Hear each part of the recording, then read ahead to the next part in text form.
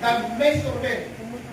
Ang nasusukat, ang lakas ng iglesia, hindi sa dami ng pangalang nakasulat sa aklat.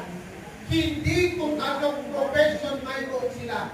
Kung ano ang ginagawa nila para sa Panginoon. It's not about seeking capacity, but it is all about sending capacity.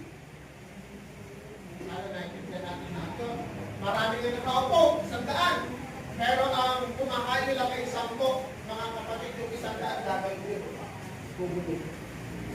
Pero kapag mas marami kumahayo sa Panginoon, ay kung halimbawa 50 ang halim o 100, at kapag mas marami pa kumahayo mga kapatid, kaya sabi ko kayo na, we are not just member of the church. We must be a disciple of Jesus. Lang, hindi ko lecture ko yun. Actually, doon lang, so napahati lang.